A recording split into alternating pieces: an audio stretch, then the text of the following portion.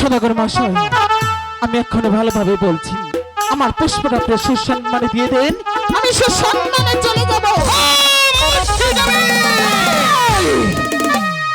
আমি তোকে ভালোভাবে বলছি, আমার পুষ্পটা তুমি সুসম্মানে দিয়ে দে।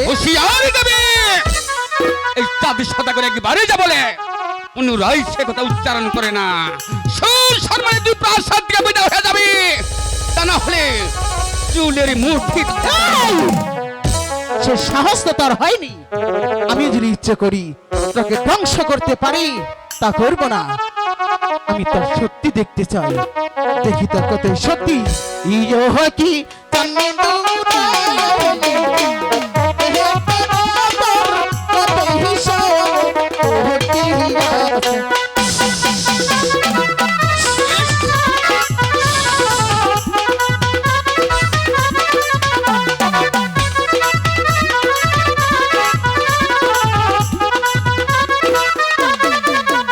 অতি পদ্মা রে, দেখিব রে পদ্মা, কতই প্রকৃতি আছে। এই আমার সত্যি কি দেখতে চাস? তাহলে দেখ।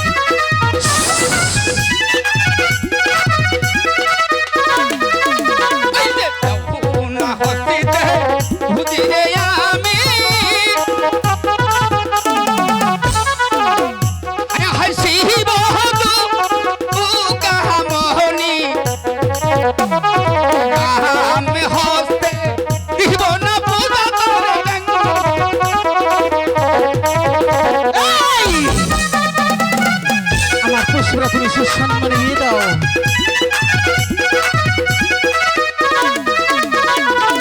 কেউ না হস্তে উগে কত ভূমি ওই না শিব ওটা মোহনী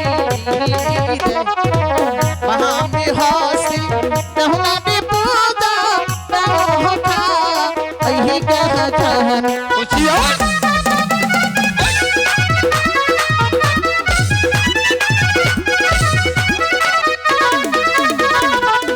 হয় বুদ্ধির পার্বতী তুহ মাহায়া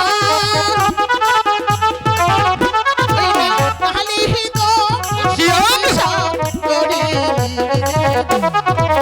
তোমারে সাবনে তার দো ধরিয়া আর সাগরে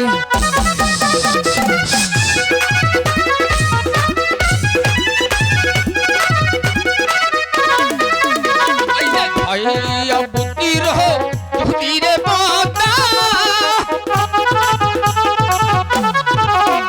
ওই যে না পাহমা আরে বাহারে ওই যে দুই চরণের দাসিরে পদ্মা বানাব ও তোমার